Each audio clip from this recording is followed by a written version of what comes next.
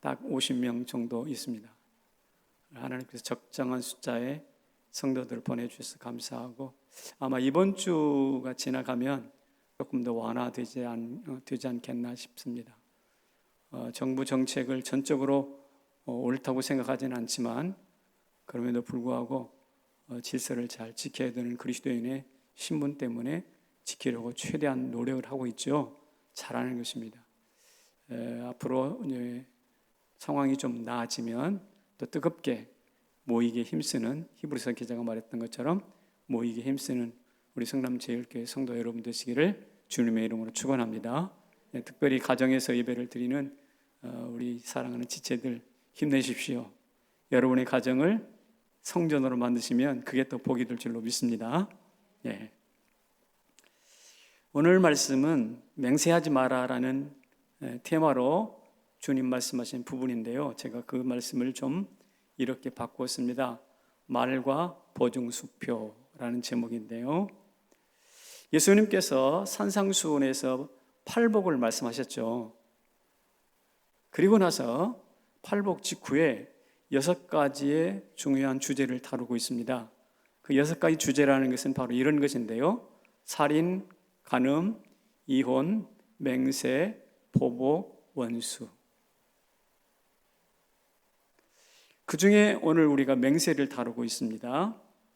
그런데 우리가 볼 때 현대사회에서 맹세를 그렇게 많이 하나요? 맹세는 그렇게 중요한 주제가 아닌 것 같아요. 그리고 실제로 맹세할 일이 많지는 않은 것 같습니다. 그렇죠? 그렇지만 법체계가 미비하였던 옛날로 돌아가면, 그리고 경찰 국가 공권력이 미비했던 옛날로 돌아가면 상황이 좀 바뀝니다. 왜냐하면 자기 이익을 자기가 스스로 챙겨야 되기 때문에 사람을 만나면 잔뜩 긴장하게 돼 있어요. 저 사람이 나를 해코지하러 왔나? 도움을 주러 왔나? 뭐 이런 거죠. 그래서 처음 만났거나 서로 믿을 수 없는 관계를 턱 마주치면 긴장을 하게 됩니다. 그때 필요한 것이 신뢰인데, 그 신뢰를 쌓기 위해서 무엇을 하는가? 맹세라는 것을 합니다. 서로 맹세를 주고받아, 난 당신 죽어도 해치지 않을 거야, 뭐 이런 식으로 해치지 않을게, 우리 서로 만나서 이야기하자, 이런 맹세를 한 이후에 그 맹세를 통해서 불신을 극복하고 신뢰의 자리로 나갑니다. 그러니까 지금이야 그렇지만 과거 2000년 전, 3000년으로 돌아가면 어때요? 맹세라는 것이 대단히 상호 불가피한 것이었다라는 사실을 알 수가 있죠. 미약한 법체계를 이 맹세를 통해서 보충하는 거예요. 따라서 이 맹세가 중요하다는 사회는, 중요하게 여겨지는 사회는 그만큼 신뢰라든지 그만큼 거짓의 문제가 숨어 있다는 뜻이 그 뒤에 이면에. 그래서 지금 오늘 우리가 보기에는 하찮아 보이는 이 맹세를 예수님이 심각하게 다루지 않을 수가 없게 되는 것입니다. 그래서 오늘 맹세가 성경의 말씀에 올라와 있는 이유를 아시겠죠? 네. 자, 그렇다면 이제 눈을 우리에게로 돌려서, 우리는, 현대를 사는 오늘 우리는 법칙에도 완비되었으니까 정말 맹세가 필요 없을 만큼 정직한가? 라는 것을 물어야 할 것입니다. 옛날 사람들이야 뭐 법체계가 그렇다고 해서 공권력이 없으니까 맹세가 필요했다고 하지만, 오늘 우리 사회에 법이 충분하고 또 사회적인 기반이 탄탄한 이때, 신용사회인 이때 우리는 정말 맹세를 할 필요 없을 만큼 정직하냐? 이 이야기를 한번 해봐야 된다는 것이죠. 여러분은 어떻습니까? 그렇게 정직해요? 계약서가 필요 없을 만큼, 나 2년만 살게, 그러면 계약서 없이 이렇게 그래 우리 집에 들어와, 뭐 이러지 않잖아요. 오늘 우리들도 이 계약서가 없을 만큼 그렇게 정직한 삶을 살고 있느냐? 절대로 그렇지 않다는 것입니다. 통계에 의하면 우리나라가 1년에 사기나 무고나 위증죄로 30만 건이 법정으로 올라온답니다. 이것은 법정으로 올라온 건수만 해도 30만 건이라는 거예요. 사기죄, 또 무고, 실제로 죄가 없는데 막 무고한다든지, 법정에 가서 위증, 거짓말로 거짓 증거를 한다든지, 이게 30만 건이에요. 엄청난 숫자입니다. 이웃나라 일본은 이 세 가지를 함께 다 모아봐야 5천 건 내외예요. 5천 대 30만. 한번 생각해 보세요. 인구는 우리보다 일본이 2배 반이 많습니다. 1억 3천만 정도 되니까요. 그런데 건수는 우리나라가 오히려 60배나 더 많아요. 그러니까 1인당 개별주수로 따져보니까 우리나라가 일본보다 150배 거짓말을 많이 해요. 일본 사람 한 번 거짓말하면 우리는 150번 하는 거예요. 이해가 되시죠? 이만큼 우리나라가 거짓이나 사기나 무고, 위증 이런 것들이 판을 치고 있는 나라라는 사실, 저는 이 데이터를 보고 참 충격을 받았어요. 그러니까 일본이 요즘 우리나라를 못 믿을 나라, 거짓말 잘하는 민족이다라고 이렇게 덮어씌우는, 낙인을 찍는 것이 처음에는 굉장히 불만스러웠는데 알고 보니까 아니 근거가 없는 것도 아니라고. 범위를 좁혀서 보험 사기를 한번 제가 데이터를 보니까 보험 사기를 보니 1년에 우리나라 보험 사기가 7만 7천 건이래요. 보험에서도 그렇게 많이 건수가 나오는가 봐요. 그리고 피해액이 그것으로 인해서 피해액이 한 5,200억 된다고 합니다. 근데 어느 분의 이야기를 들으니까 그래요. 여러분 이게 전부가 아닙니다. 사실은 우리나라는 드러내지 않고 합법적으로 보험금 타먹는 사기꾼들이 너무나 많습니다. 그러니까 차가 똥 부딪히잖아요. 부딪히면 이렇게 뒷목 잡고 나오는 사람들이 많다잖아요. 이런 사람들은 아프지도 않아요, 사실은. 그런데 뒷목 잡고 나와서 서로 어떻게 돼요? 병원 가가지고 2주 진단 받고, 그래서 낮에는 병원 환자복 입고 저녁에는 옷 입고 밖에 나가서 일 보고 이런 사람들이 부지기수를 하는 거예요. 근데 이렇게 공식적이지만 나이롱 환자, 나이롱 교통수 환자 이런 사람들을 포함하면요 무려 5,200억인데 실제 추산은 3조 원이 넘는 것으로 나와요. 그러니까 우리나라는 엄청난 돈이 거짓이나 사기를 땜빵한 나라고 써야 된다니까. 여러분 거짓, 사기, 무고, 위증 이것만 문제가 아닙니다. 요사이 한국 사회의 지도층이라고 하는 교수들, 또 지식인들, 또 목사들 포함해서 이 사람들이 논문을 쓰잖아요. 논문 100개 쓰기는 거의 공공연한 비밀이에요. 자기만의 독특한 주장이 아니라 다 100개 쓰면서 이 논문 내용, 저 논문 내용, 이 논문 이로 오고 가면서 서로 박사학위 주고 축하하고 이런다는 이야기입니다. 최근에 성남시 공무원이 6층 사무실에서 9층 사무실로 업무를 보고 내려와서 출장비를 탔다라는 보도가 나왔어요. 여러분 남의 이야기가 아니라 우리가 살고 있는 성남시예요.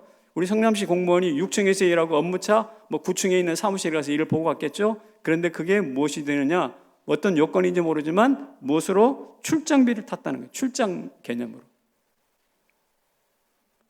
들어가기 어려운 의과대학 시험장에서 여러분들 아시죠? 집단으로 컨닝했다는 사실 얼마 전에 보도가 되었어요. 줄을 잇고 있어요. 모두 다 사회 지도층이거나 사회 지도층이 될 사람들인데 이 사람들의 습관이 바로 거짓이고 거짓이 습관인 거예요. 참 문제가 심각합니다. 말씀드렸지만 아까 신성한 법정에서는 법정에서까지 거짓말하면 안 되잖아요. 법정에서 거짓말하는 위증도 몇 건이냐? 3,000건이에요. 3,000건. 데이터를 보니까 일본은 10건이라고 10건. 여러분 법정에서까지 위증을 한다면 그것은 막장 인생이에요. 막장 사회입니다. 사실 불공정과 컨닝과 사기가 판을 치는 사기 공화국이 우리 대한민국이라고 해도 저항할 수가 없어요. 부인할 수가 없다고요. 몸은 하나인데 머리가 2개 있는 거짓과 사기로 2개의 머리를 가지고 하는 이런 괴물 사회가 우리가 아닌가 싶은 생각이 들어요.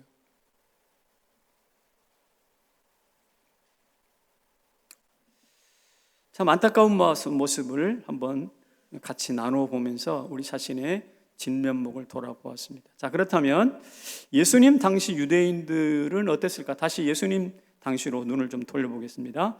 유대인들의 맹세 습관이 있습니다. 제가 이것을 좀 이렇게 별명을 붙여봤어요. 뭐라고? 무슨 찬스? 아빠 찬스. 많이 들어봤죠? 유대인들의 맹세 습관이 있는데 아빠 찬스를 이 사람들이 많이 썼어요. 뭐냐? 하나님은 사람과 언약을 맺으셨습니다. 노아와 언약을 맺으시고 아브라함과 언약을 맺으시고 다윗과 맺으시고 모세와 맺으시고, 하나님은 언약을 맺으시는 약속의 하나님이다 라고 말할 수가 있습니다. 심지어 하나님은 우리에게 약속을 맺으셨을 뿐만 아니라 우리에게 하나님의 이름으로 맹세를 하라고 말씀하십니다. 신명기 6장에 있는 말씀인데요, 같이 한번 읽어보겠습니다. 시작. 여호와를 경외하며 그를 섬기며 그의 이름으로 맹세할 것이니라. 자, 그를 섬기며 그의 이름으로 뭐 하라고요? 맹세할 것이니라. 왜 하나님께서 이렇게 말씀하셨을까? 아까 말씀드린 것처럼 필요가 있어요. 살다 보면 내가 당신과의 약속을 꼭 지키겠습니다, 자기 의지를 강력하게 피력해야 할 때가 있지요. 그때는 자기보다 더 높은 이름을 걸어야 되죠. 그렇죠? 그런데 이 세상에 하나님의 이름보다 더 높은 이름은 없어요. 그래서 하나님의 이름을 걸고 그러면 약속을 해라, 뭐 이런 맹세를 해라, 이런 하나님의 배려가 그 속에 있습니다. 맹세가 좋으니 맹세를 하라가 아니라 정말 맹세답게 하기 위해서 내 이름을 걸어라 라는 뜻이 되겠죠. 또는 자기의 결백, 무죄를 주장해야 될 때도 있습니다. 예를 들어 출애굽기 22장에서 한 예를 들어서 설명을 하고 있는데 이런 겁니다. 내가 어디 양을 치고 있는데 다른 곳으로 잠깐 볼일을 보러 가야 돼요. 그러면 양을 누가 치우냐면 나의 동료, 옆에 있는 동료에게 이 양을 부탁하고 갑니다. 그렇지 않겠어요? 그래서 내 양 100마리를 좀 함께 돌봐주세요 라고 하고 갔습니다. 근데 부탁받은 그 이웃이 열심히 양을 돌본다고 돌봤는데 원치 않게 예기치 않게 2마리가 죽을 수도 있잖아요. 3마리, 몇 마리가 죽을 수도 있어요. 자기는 열심히 한다고 했는데 양이 예기치 않게 죽었어요. 그럴 때는 분명히 주인이 돌아와가지고 이 양 왜 죽었어? 라고 추궁할 거 아닙니까? 상황이 예측이 되시죠? 그럴 때 내가 양을 숨긴 것도 아니고 양이 짐승에 잡아먹힌 것도 아니고 하여튼 양이 병에 걸려서 죽었는지 죽었다. 그러니까 이것은 내가 책임이 아니다라는 이야기를 해야 될 거 아니냐고. 그럴 때 너희가 맹세하라는 이야기예요. 내가 정직하게 하나님의 이름으로 맹세합니다. 나는 양을 죽이지 않았습니다. 내가 양을 숨겨놓지도 않았습니다. 그럴 때는 이렇게 정직하게 하나님의 이름을 들고 맹세를 하면 주인은 돌아와서 손해배상을 청구하거나 그렇게 할 수가 없도록 되어 있습니다. 이 내용을 출애굽기 22장에 나와 있습니다. 그러니까 우정이나 이웃 간의 사이좋았던 관계가 이런 예기치 않은 일로 깨어질 수가 있는데 그런 것들을 보호하기 위해서 그런 맹세를 주님께서 허락하신 것입니다. 그러니까 맹세는 그 자체로는 선용을 하면 서로 의리를 지키고 어떻게 해요? 서로 신뢰를 쌓아가는 순기능이 있습니다. 맹세를 선용하면 어떻게 된다고요? 서로를 신뢰하는 순기능이 있어요. 그런데 이것을 이제 악용하기 시작하면 이 문제가 커집니다. 아까 자기가 죽이지 않았는데 실제로 자기가 실수로 죽였다거나 탐욕으로 한 10마리 정도 숨겨놓고 이거 잊어버렸다고 한다든지 그런 탐욕으로 양을 숨기고 거짓 맹세를 나는 하나님 앞에서 양 죽이지 않았습니다. 이런 거짓 맹세를 한다면 너도 나도 그런 짓을 할 거 아닙니까? 그러면 온 세상이 거짓 천지가 되어버려요. 배상을 회피하는 것이죠. 자기 악의를 탐욕을 숨기려는 것이죠. 그렇게 하기 위해서 하나님의 이름을 들먹인다면 이건 말이 아닌 거예요. 요사이 불공정 이야기가 나와서 나는 좀 부족한데 아빠 찬스를 써가지고 중간에 끼어들었다거나 나한테 돌아오지 않을 기회를 내가 가로챈다거나 이것을 우리가 흔히 아빠 찬스라고 하잖아요. 근데 이 사람들은 하나님 찬스를 쓰는 거야. 자기 욕심을 위해서. 이게 내 능력으로는 안 되니까 하나님 이름 빙자해가지고 하나님 찬스 써가지고 자기 검은 속내를 채우는 것이죠. 이게 요사의 아빠 찬스나 이스라엘이 흔히 써먹었던 하나님 찬스가 똑같은 경우라고 말할 수가 있습니다. 공정을 무너뜨리는 폐악이죠.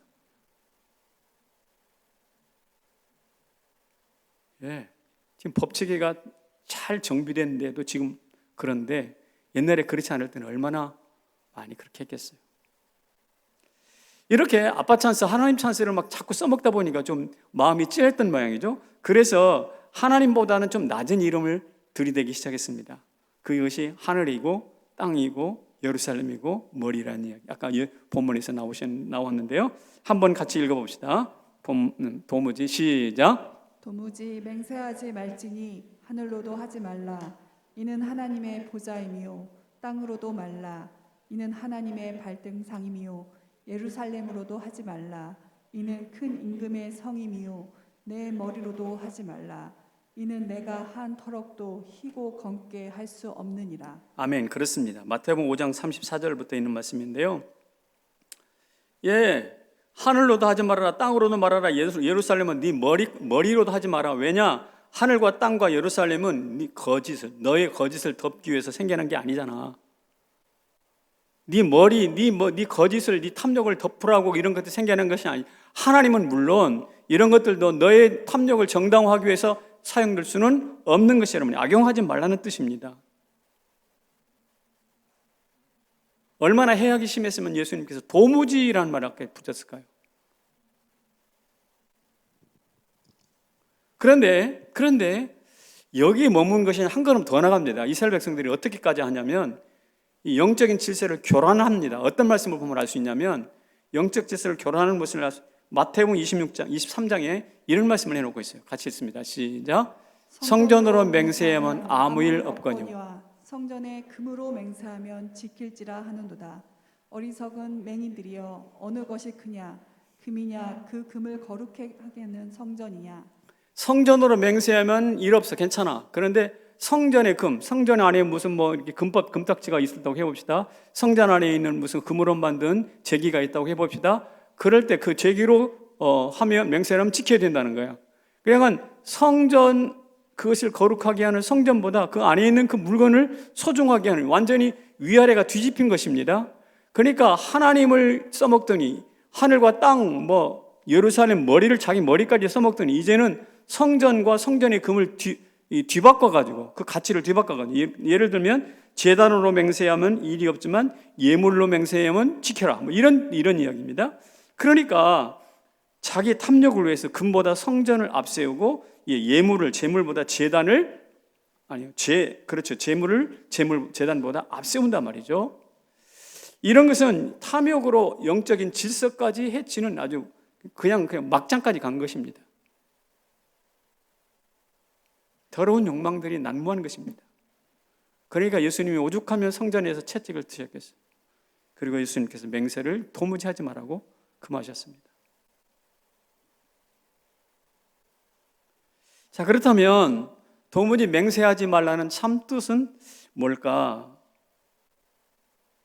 저는 두 가지가 우선 생각을 해봐야 할 제목인데, 첫째는 아까 말씀드린 것처럼 탐욕을 하나님의 이름으로 감추지 마라 라는 뜻입니다. 이 예가 성경에 하나 나와 있어요. 이를테면 고르반이라는 말인데, 고르반 어디서 들어보셨죠? 부모님께 내가 효도하기 위해서 한 달에 50만 원씩 드린다고 해봅시다. 드린다고 해봐요. 그럴 때 어느 날 그것을 하나님께 드리고, 아니요, 그것을 안 드렸어요. 왜 안 드렸냐 그랬더니 그걸 하나님께 드렸습니다 라고 하면서 하나님께 드린 바 되었나이다 라는 뜻의 고르반 하면 자기 책임이 끝난다는 거예요. 그러니까 어머니 하면 이번 달에 50만 원 안 주냐? 라고 하면 고르반입니다. 그러면 된다는 거예요. 다음 달에도 왜 안 주냐? 고르반입니다. 그러면 돼요. 그러니까 내 부모를 공경하라라는 그 하나님의 명령, 십계명이죠. 하나님의 명령을 하나님의 이름, 고르반이라 하나님께 드렸습니다. 고르반이라는 이름으로 깨트려 버리는 거예요. 그러니까 하나님의 명령을 하나님의 이름으로 깨트려. 자, 상황이 보통 심각한 상황이 아닌 거예요, 이게. 하나님의 명령을 하나님의 이름으로 휴지 조각 만들어 버리는 것인데, 예를 들면 너 어디 갔다 왔냐 그랬더니 PC방 가서 분명히 놀았거든.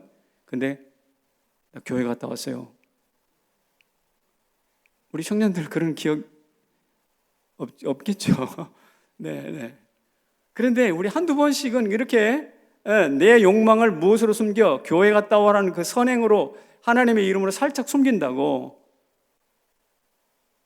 또 너 지난번에 용돈 준 거 어떻게 했어? 헌금했어요. 이런 것도 우리가 흔히 써먹는 거짓말들인데, 이렇게 우리의 탐욕을 하나님의 이름으로 감추는 것이 많은데, 그거 하지 말라는 뜻이에요. 그거 하지 말라고. 두 번째는요, 한 걸음 더 나가서 맹세가 필요 없는 정직한 사회. 맹세가 필요 없는 정직한 사회를 만들라는 뜻이 그 속에 들어가 있거든. 그러니까 거짓이 아니라 진실말을 말하는 사람들이 많아지면 속고 속이는, 서로 속고 속이는 것이 없어지겠죠. 따라서 맹세도 필요 없어요.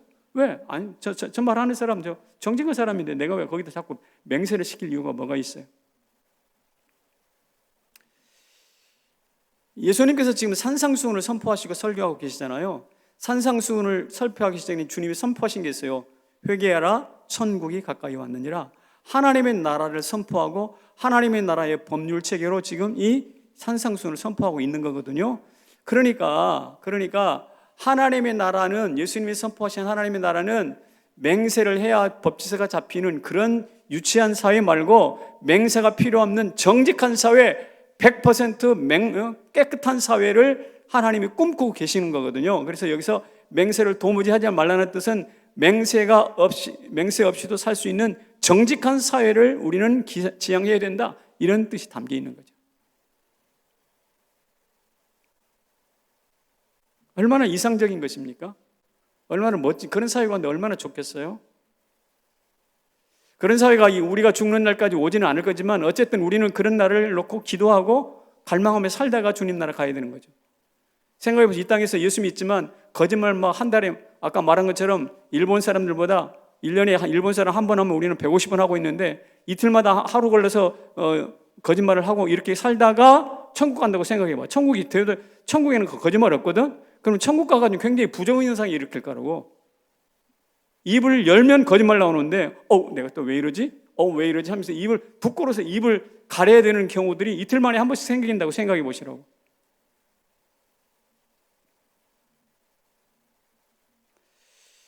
다만 이것을 생각해야 됩니다. 도무지 맹세하지 말라는 이 말은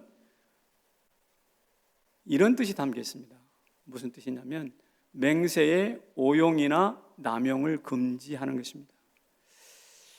오용이나 남용을 금지하는 것인데, 옛날 우리 종교개혁 직후에 제세례파라는 사람들이 생겼습니다. 이 사람은 굉장히 경건주의 운동을 했던 사람들인데, 이 사람들은 성경을 문자대로 살려고 하는 사람들이었어요. 그래서 문자대로 우리는 어떤 경우도 맹세하지 않는다, 이렇게 선포를 한 공동체입니다.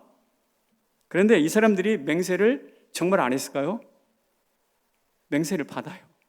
언제 받냐? 나 제세례파에 입교해가지고 예수 믿으랍니다. 그러니까 다른 사람들이 기독교에 입교할 때 세례를 받는 것처럼, 그럴 때는 뭘 받는가? 맹세를 받아요. 그러면 제세례파는 자기 모순인 거 아니에요? 우리는 어떤 경우에도 맹세 안 받습니다. 안 합니다. 하다가 입교할 때, 교인으로 입교할 때 맹세를 하라고 하면 이게 자기 모순 아니에요? 인간이라는 것은 이처럼 어떤 경우에도 맹세를 절대 배제하는, 할 수가 있는 상황이 아닌 거거든요.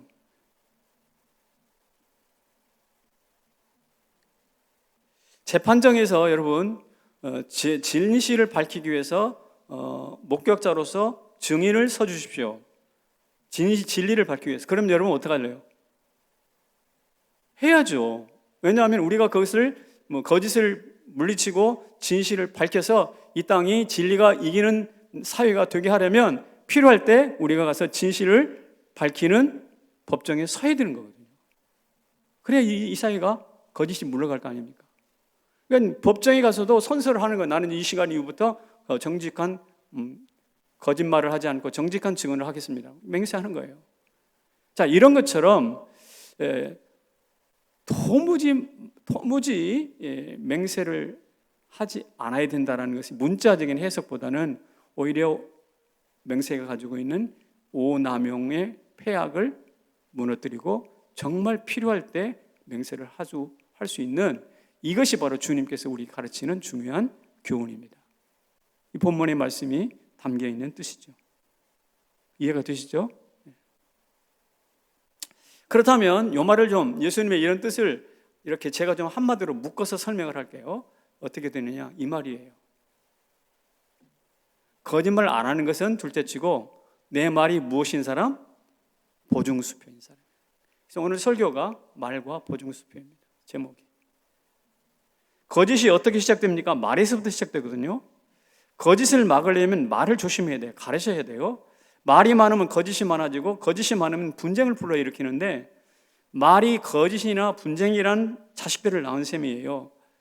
그래서 말을 조심해야 됩니다. 그래서 야고보가 이런 말씀을 했습니다. 말에 실수가 없는 자라면 곧 어떤 사람이다? 온전한 사람이다.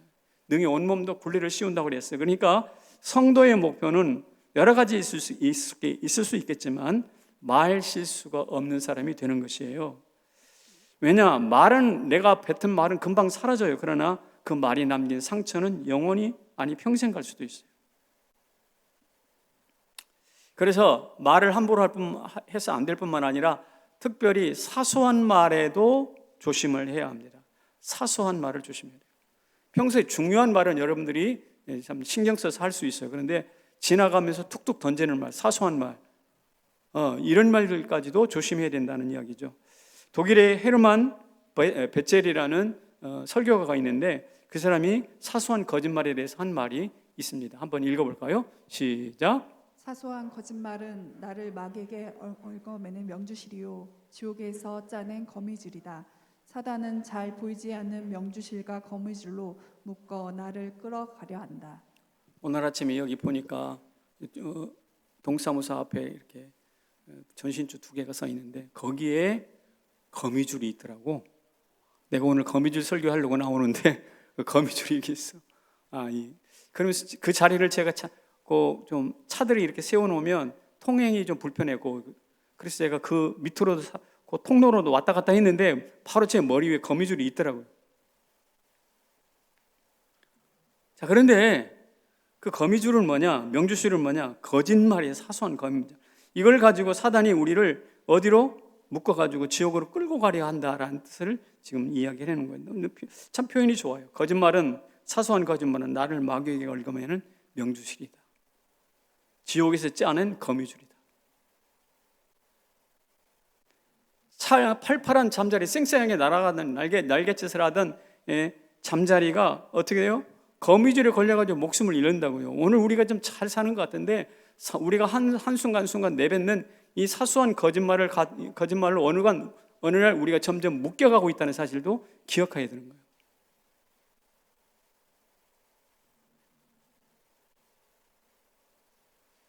맥스 루카도라는 유명한 설교자가 있습니다. 미국에 있는 유명한 설교자. 이분의 책을 한 번씩은 다 읽어봤을 건데 맥스 루카도의 책 중에 이런 글들이 나와 있어요. 같이 한번 읽어보겠습니다. 이것도 시작. 우리는 상사의 호감을 사려고 아첨합니다. 그리고 윤활유라 부르죠. 하지만 하나님은 거짓말이라고 하십니다. 우리는 칭찬 듣기를 원해 과장을 합니다. 그리고 극적 효과라 부르죠.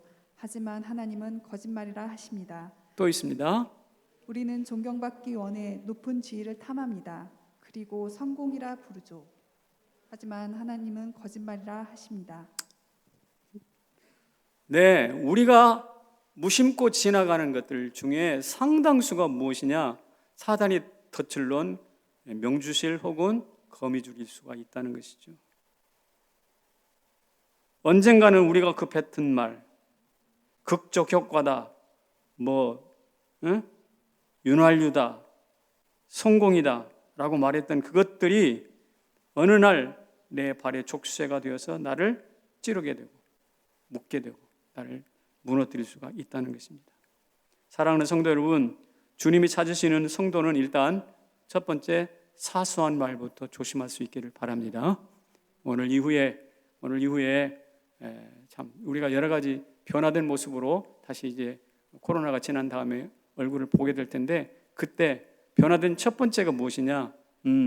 거짓말, 사소한 말도 조심할 줄 아는, 사소한 거짓말에 묶여가지고 잠자리처럼 그렇게 비참한 인생이 되지 않도록 그렇게 축복하시고 서로 격려하시기를 바랍니다.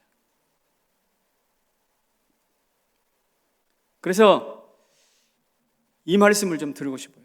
같이 한번 읽어봅시다. 시작. 정직이 이깁니다. 영어 속담에 honest is best policy라는 말이 있죠. 정직이 최선의 방책이다.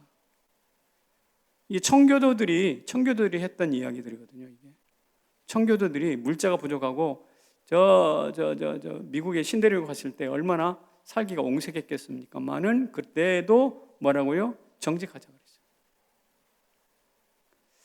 우리나라 모 재벌 기업 SK도만요. SK 재벌가의 총수 고위 경영자입니다. 가정이 압수수색 당했어요. 최근에. 이름을 말씀드리지는 않아요. 아마도 세금 문제 때문일 것이다 추측하더군요. 절세라는 이름으로 탈세를 했기 때문에 그런 겁니다. SK라고 하면 우리나라의 대표적인 기업이에요. 그 기업 안에 아직 세금이 해결되지 않는 부분이 있는 거예요. 그런데 정반대의 경우가 있습니다. 여러분, 오뚜기 식품, 제가 누구한테 돈 받고 이런 말은 이게 뉴스에 나와 있는 공식적인 기사화된 것들이에요.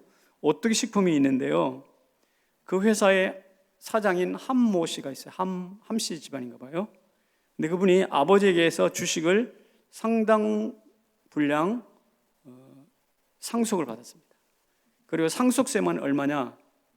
1,750억이에요. 상속세만 1,750억을 내야 했습니다.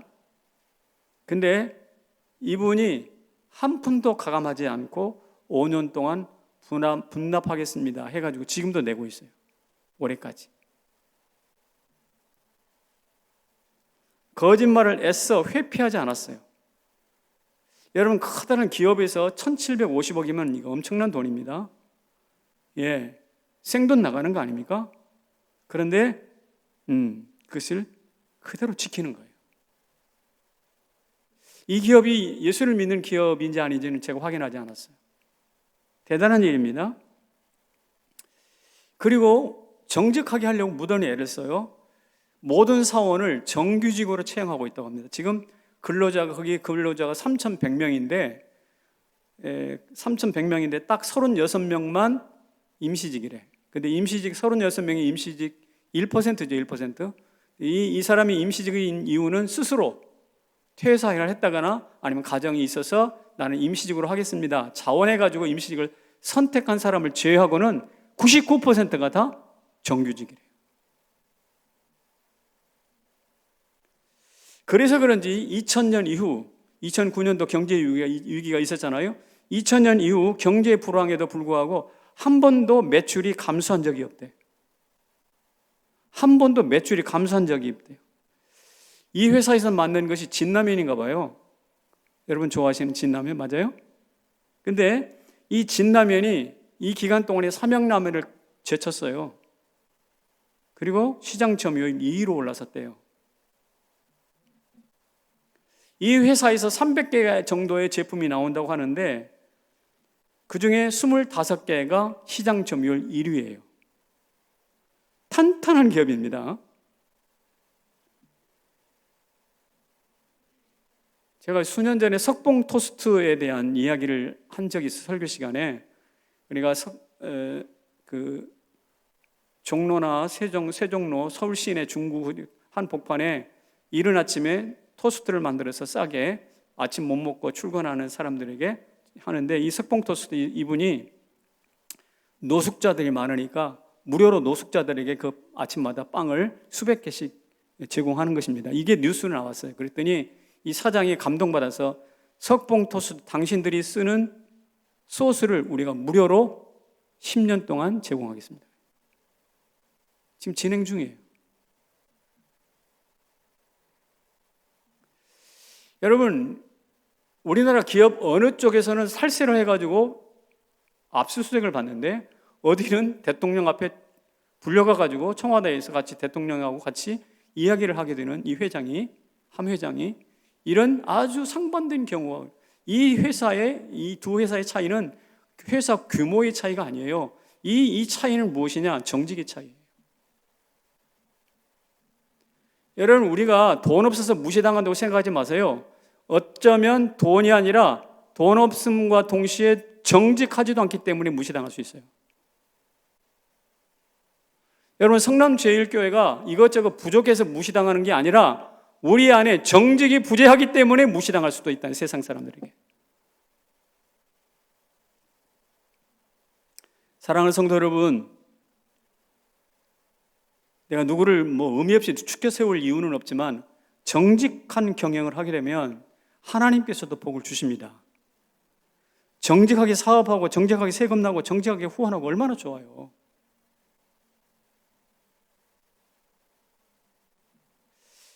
우리 교회 안으로 눈을 좀 돌려보겠습니다.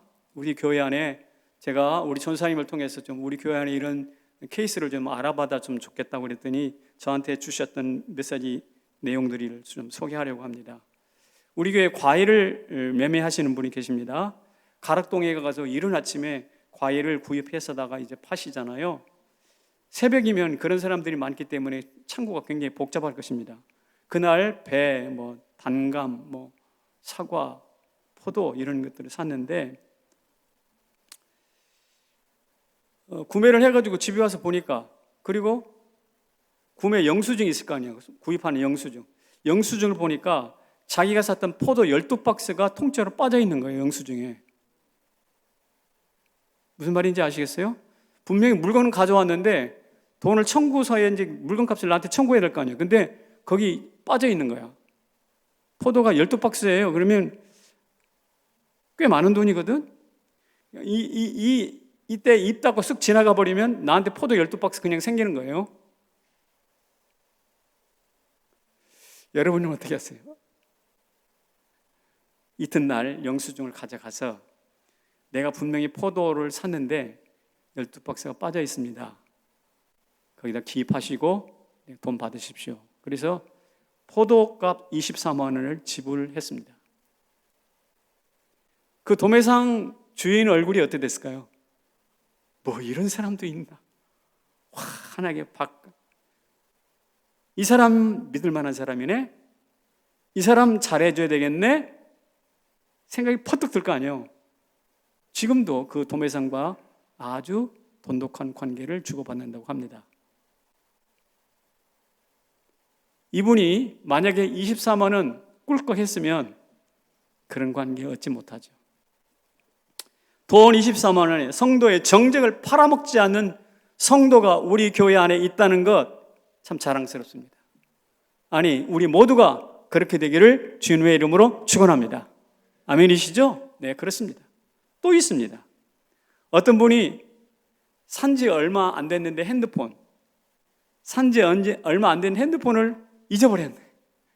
여러분들도 그런 적 있어요? 저도 며칠 전에 핸드폰 잃어버린 줄 알고 제 샤워하느라고 여기다 벗어놓고 자고 일어나니까 핸드폰이 안 보이는데 잊어버렸다고 난리를 쳤는데, 어쨌든 그 애지중지 몇십만 원 주고 산 핸드폰을 잃어버렸단 말이에요. 얼마나 마음이 짠하겠습니까? 그래가지고 전화를 하니 안 받지. 지인을 통해서 내 핸드폰 잃어버렸으니까 거기서 한번 전화 좀 한번 해봐. 아무도 전화를 안 받아요. 하루가 지났을까요? 시간이 지나서 다시 한번 전화해보니까 딱 받았어요. 얼마나 다행입니까? 그래서 전화를 통화하는데 요점이 있어요. 10만 원 가져와서 핸드폰 찾아가라는 거예요. 돈 10만 원 내놔 이 말이죠. 세상에 공짜는 없었어요. 결국 10만 원을 주고 핸드폰을 찾아왔습니다. 그리고 며칠 후에 버스를 타고 집을 가는데 그 의자 있잖아요. 의자 사이사이에 뭔가 하나 끼어 있는 거야. 보니까 핸드폰인 거예요. 핸드폰이 거기 끼어 순간 이걸 가지고 갈까 말까 하다가 가지고 내렸어요. 그대로 놔두면 또 어디로 누가 갈지 모르니 가지고 내렸습니다. 내려서 집으로 가는 동안에 전화가 왔어요. 자, 나한테도 기회가 왔습니다. 자, 10만 원 요청할까 말까? 10만 원 요청할까 말까? 네, 제가 핸드폰 보관하고 있으니 어서 와서 가져가세요. 그래서 득달같이 가져왔어요. 이분이 돈 봉투 10만 원을 가져오진 않았지만 고맙다고 바카스 한 박스를 사가지고 왔어요. 바카스 하나 서로 나눠 먹고 주고받는데 얼굴이 환하죠. 너무 멋진 얼굴 아닙니까? 자기는 10만 원 주고 했지만 그저 고맙다고 바카스 하나씩 한 병 마시면서 기쁘게 찾아줄 수 있는 거, 이게 정직한 사회가 가지고 있는 행복이에요. 우리 교회 한 청년은 이름만 들어도 알 수 있는 중견 기업에 취직을 했습니다. 그런데 재무를 맡고 있는 재만 참여인데 재무, 돈 공식적으로 요청을 합니다. 위에서부터 이중장부 쓰라고. 이중장부 쓰라는 거예요. 이 청년이 고민이 생겼습니다. 내가 이런 회사를 다녀야 될까 말까. 깊이 다니다가 교역자하고 상담을 했어요. 목사님, 이거 어떻게 해야 될까요? 목사님 말씀하시기를 자네가 나한테 상담하는 거 보니 이미 마음은 결정한 것 같으네. 그 회사를 계속 달리려면 나한테 이런 말 안 하겠지. 이런 말 하는 거 보니까 아마 내려놓기로 작정했는 것 같은데 자네 좋은 생각했으니 그대로 하시게. 예, 당당하게 사표 쓰고 나왔어요. 여러분, 우리 다음 세대인 청년들이 그런 사람이 있다고 한다면 정말 너무 마음이 뿌듯한 거예요. 우리 교회에 어느 성도 중에 성도의 남편이 치과 병원을 하는 분이 계셔요. 그 치과 병원이 그 지역 사회에 착한 병원으로 올라와 있습니다. 그러니까 과잉 진료하지 않고 또 값을 뻥튀기 해가지고 펑펑 올려받지 않고 하는 이 착한 가게가 있듯이 착한 치과로 이름이 나가지고 그 지역 수원이 수원 쪽인데요. 그 지역 사회에 이게 올라와 있습니다. 여기까지만 이야기할게요. 여러분, 어떤 모 기업도 훌륭하지만 우리 교회 안에 찬찬히 따져놓고 보면 정직을 실천하신 분이 참 많이 있습니다. 그리고 우리가 실천하는 그 정직은 이 사회를 맑게 할 줄로 믿습니다. 그리고 우리는 분명히 믿습니다. 이 정직이 확산되고 너도 나도 모든 성도들이 동참하게 될 때 우리 주님께서 말씀하시는 무엇이냐? 맹세가 필요 없는 사회가 되어질 줄로 믿습니다. 여러분, 정직이 이긴다는 사실을 믿으시기를 주의 이름으로 축원합니다. 그런데 정직하려면 무엇이 필요한가? 한번 읽어볼까요? 예, 아니요에는 뭐가 필요하다? 용기가 필요한 것입니다. 주님 말씀하세요. 오직 너희 말은 옳다 아니라 하라. 이에서 지나는 것은 악으로부터 쫓아나는 것이다 라고 말하셨어요. 여러분, 예, 아니요만 말하는 게 쉬울까요? 절대로 쉽지 않아요. 왜냐하면 복잡하게 얽힌 일들이 이 세상 일인데 그것을 그냥 단답형으로 예, 아니요로 말하는 것은 결코 합리적인 것 같지 않아요. 그리고 내 말 한마디, 예, 아니요, 내 말 한마디에 다른 사람의 장래가 걸려 있는 문제인데 이것을 그냥 잘라 말한다는 것이 또 예의가 아닌 것 같기도 해요. 그리고 그 상황에 대해서 내 사적인 의견을 좀 보태고 싶어지는 유혹을 받습니다. 그런데 그렇게 하지 말아요. 왜? 그것이 바로 무엇이니까? 악의 출발이니까. 예수님 보세요. 내가 유대인의 왕이냐 물었어요.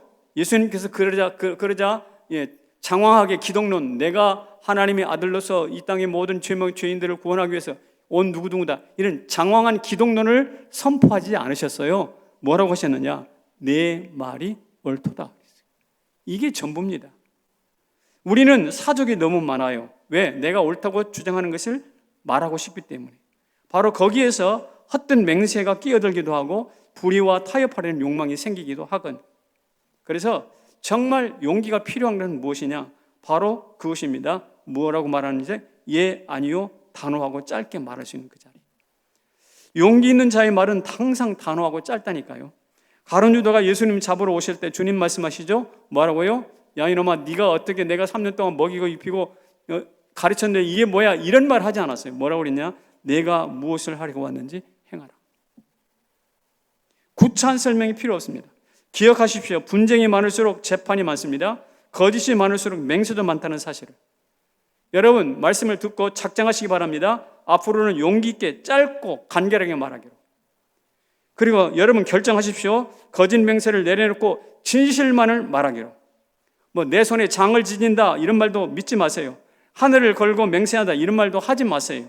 오직 여러분이 주목해야 될 것은 무엇이냐? 내 말이 법이 되도록, 아니 내 말이 보증수표가 되도록 그렇게 신뢰받는 성도들이 되시기를 주의 이름으로 축원합니다. 이게 바로 빛과 소금이 되는 사회인 것이죠. 바로 이럴 때 우리 주님이 기뻐하세요. 우리 주님이 기뻐하시는 것은 높은 재물을, 엄청난 재물을 드리는 것, 그것도 중요하겠죠. 그러나 더 중요한 것은 무엇이냐? 말이 보증수표가 되는 성도들입니다. 결론을 맺겠습니다. 천국에 가면 우리보다 먼저 도착해 있는 것이 있어요. 뭔지 아세요? 우리가 이 땅에 살면서 했던 말, 어록이 있습니다. 홍정기의 어록이 내가 천국 당도하기 전에 이미 다 작성되어 있어요. 두려운 일입니다. 따라서 성령을 따라 진실을 말하십시오. 오늘 내가 말한 이 진실의 물결이 내일은 큰 파도가 될 것이며 모레는 큰 홍수처럼 우리를 응원할 것입니다. 바울은 말했습니다. 뭐라고요? 거짓을 버리고 각각 그 이웃으로 더불어 참된 것을 말해라. 여러분, 참된 것을 말해서 내 말이 휴지 조각처럼 취급되지 않기를 바랍니다. 참된 것을 말해서 내 말이 법이요 내 말이 보증수표가 되는 성남제일교회 모든 성도들이 되시기를 주님의 이름으로 축원합니다. 우리 자리에서 좀 일어나십시다.